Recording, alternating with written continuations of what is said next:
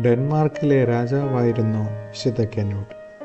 11-ാം നൂറ്റാണ്ടിൽ ജീവിച്ചിരുന്ന അദ്ദേഹം ഒരു രാജാവിനും വിശുദ്ധനും ചേർന്ന സകല ഗുണങ്ങളാലും അനുഗ്രഹീതനായിരുന്നു. ദൈവഭക്തിയിൽ അടിയുറച്ച് വിശ്വസിച്ചിരുന്ന കെനൂട്ട് തൻ്റെ രാജ്യത്തിൽ സമാധാനം നിലനിർത്തുന്നതിനായി അക്ഷീണം പരിശ്രമിച്ചിരുന്നു.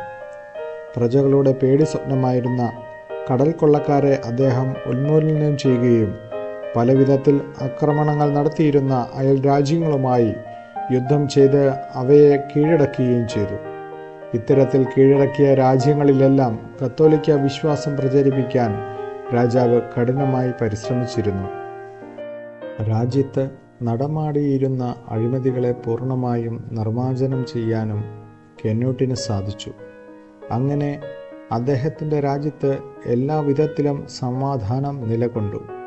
തനിക്ക് സിദ്ധിച്ചുകൊണ്ടിരുന്ന എല്ലാ വിജയങ്ങളും കുരിശിൻ്റെ മുമ്പിൽ സമർപ്പിച്ച് സാഷ്ടാംഗ പ്രണാമം ചെയ്തിരുന്നു.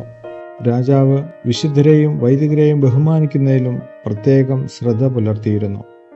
പള്ളികൾ നിർമ്മിക്കുന്നതിലും അവ അലങ്കരിക്കുന്നതിനുമായി അദ്ദേഹം ധാരാളം പണം ചെലവഴിച്ചു. വിലപിടിച്ച തൻ്റെ കിരീടം പോലും തലസ്ഥാനത്തെ ഒരു ദേവാലയത്തിന് അദ്ദേഹം ദാനമായി നൽകി. കന്യൂട്ട് ഒരിക്കൽ ദേവാലയത്തിലായിരുന്നപ്പോൾ ശത്രുക്കൾ അദ്ദേഹത്തെ വളഞ്ഞു. അപകടം മനസ്സിലാക്കിയ കന്യൂട്ട് ഉടൻ തന്നെ കുമ്പസാരിച്ച് കുർബാന സ്വീകരിച്ചു.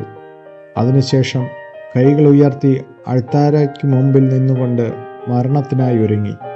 തൽക്ഷണം ശത്രുക്കൾ ജനലിലൂടെ എറിഞ്ഞ ഒരു ചാട്ടുകുന്തം അദ്ദേഹത്തിൻ്റെ ശിരസിൽ പതിക്കുകയും താമസിക്കാതെ മരണമടയുകയും ചെയ്തു.